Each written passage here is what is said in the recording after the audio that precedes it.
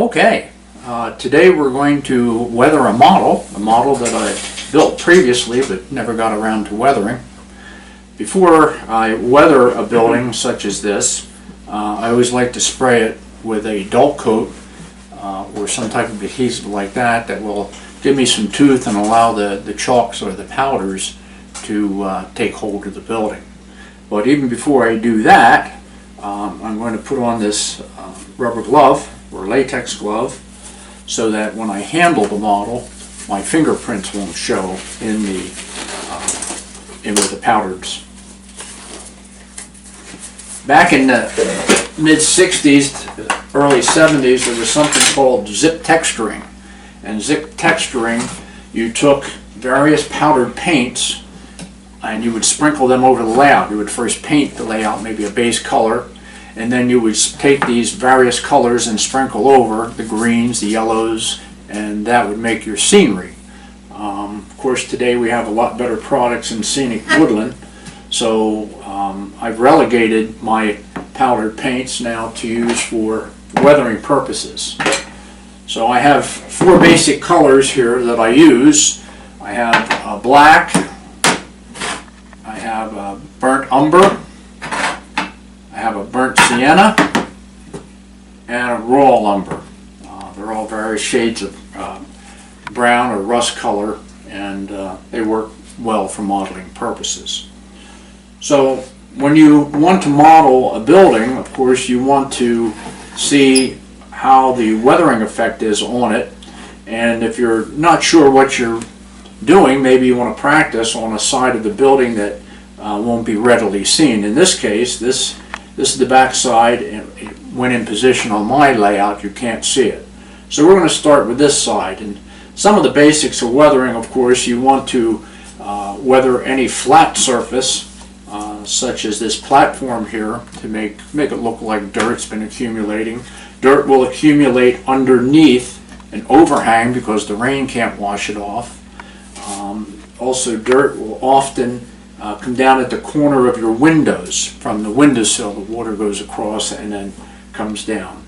And then, of course, on the roof, and we'll get to that a little bit later. So let's get started here, and I'm going to start with the burnt umber.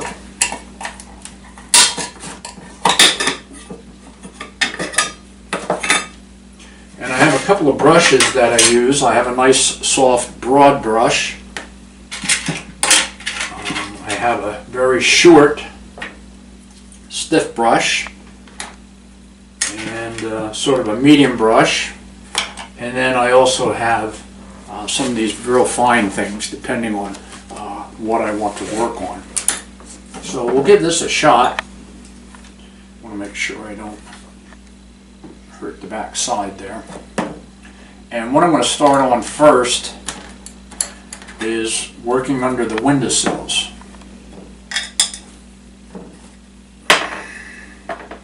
And I'm just going to come down like this.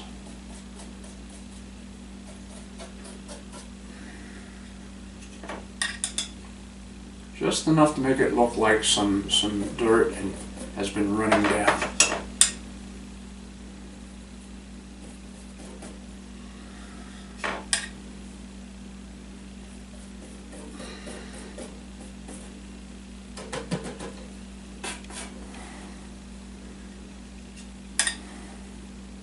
Now, if you had powdered chalks, they might take a little bit better than the dry powdered paints.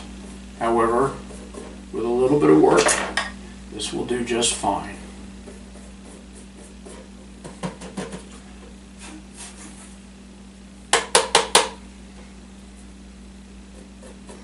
I don't know if you can get a close-up shot of that or not, Nathan, and you can see the streaks coming down. Do you want to try to get a close-up shot of that? He's got a zoom. Okay. All right, good enough. All right, now another thing we want to work on is the base, because dirt will splash up when it rains and will collect along the base. So for that, I'm going to use the raw lumber.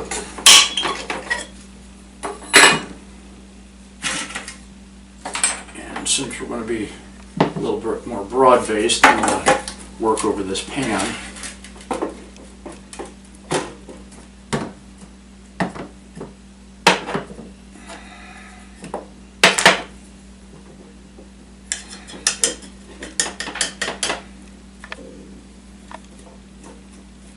Just enough to give it some color there to make it look like some dirt is splashed up on it.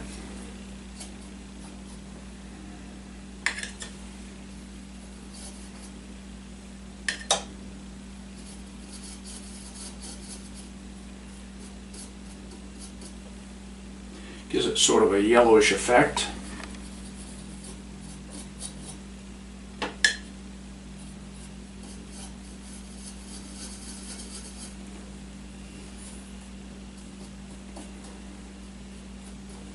Okay. Now another area where dirt will collect will be in the corners, wherever you have an inside corner. Dirt will often collect there. So for that, I'm going to try something different. I'm going to try some black to highlight the corners. In this case, I'm going to use what I call the medium brush. And you need to be careful with the black because that's pretty powerful stuff.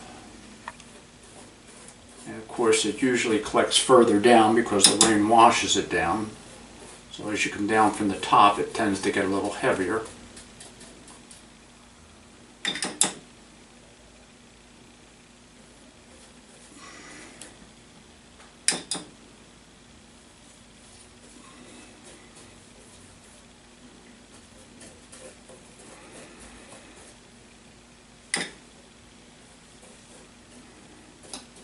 And it's coloring that nicely.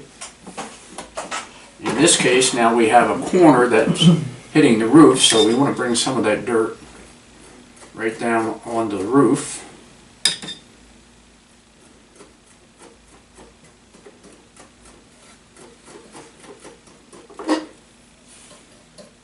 And that's not coloring too well. Let's get these other corners over here.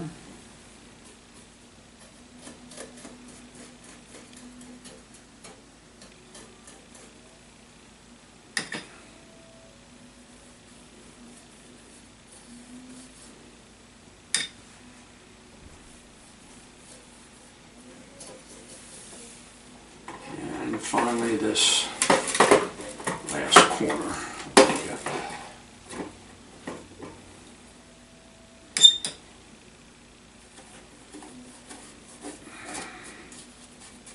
And of course the dirt will also collect and show down on the foundation as it washes down. So we'll add a little bit of that black going down there.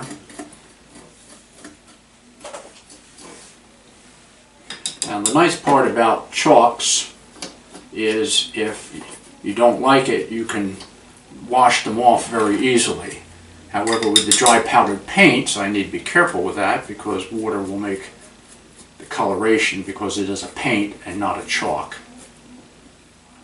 Okay, already you can see we have some contrast to the building. We have the dark in the corners, we have some dirt coming down underneath the windowsills, and we have the yellow along the bottom. We need some dark stuff in here, dirt collecting, and for that I'm going to go back to my burnt umber.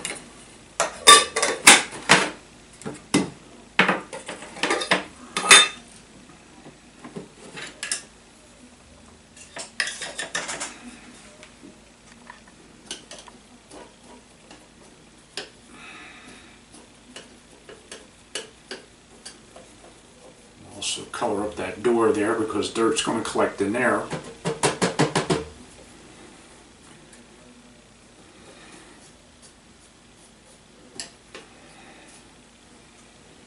And then we'll put some down here on the platform itself. Color that in a little bit. Swirl that around, get that ground in. I'm going to try some raw lumber.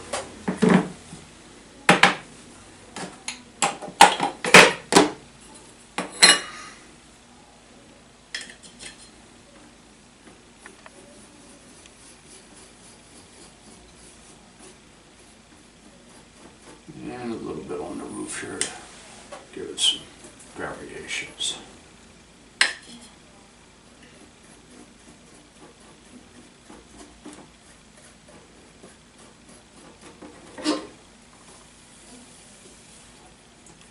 And there you have it. Looks like it's been a dusty little place in the back there where people have been working.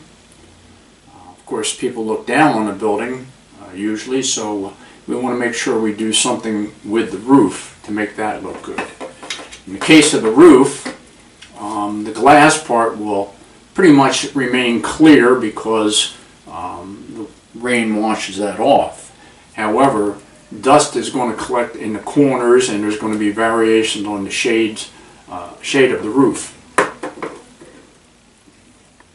So we'll start with our darker color.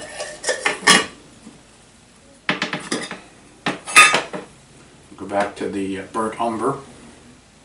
We'll just take that, and we're just going to start working around the roof. I got a lot of it this time.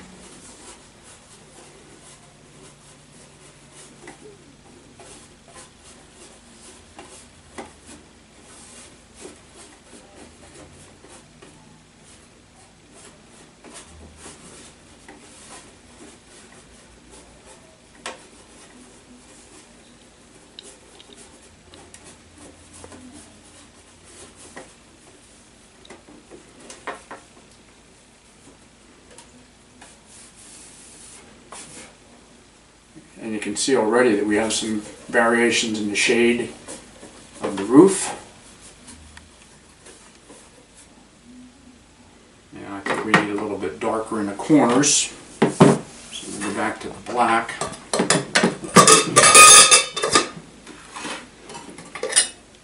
And again, I want to be careful not to get too much black in there. So I'm going to take this and set it down here so I can get a better angle on it.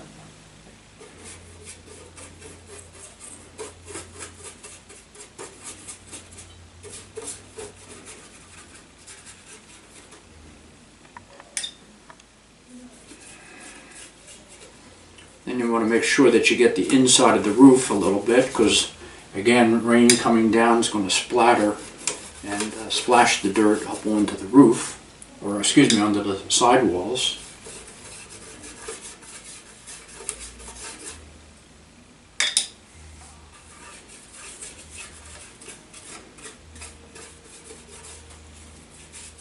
Okay, we'll just take our broad brush again and just sort of work that in.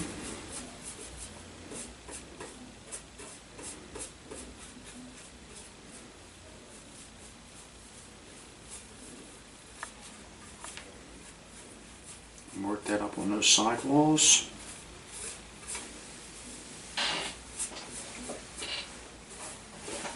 And if we can, just try to get a little discoloration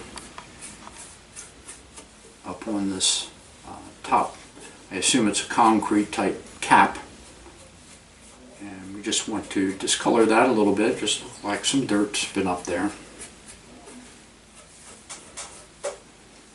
Matter of fact, I'll reach in here and pick up some dust from before.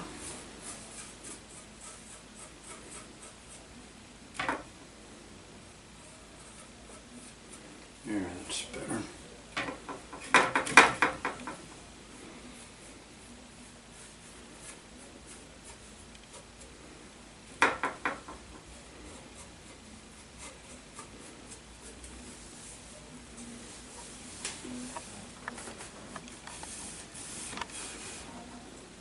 And there you have it.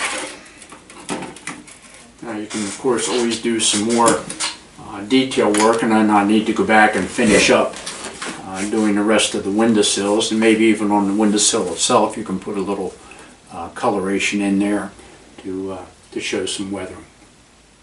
So I don't know if you want to try to get a close-up of that. Having this particular building set in grass, in this case the front of the building on three sides are going to be sidewalks, so it's not going to be too much grass or anything like that, but sometimes, especially if it's wood, I'll make it look like molding and I'll put a little green. I have some green paints and I'll put some green there to make it look like molding. I can show you an example of that. A little bit, you can see the green in it that I have, trying to make it look like moss, especially in a wood building. It's very effective.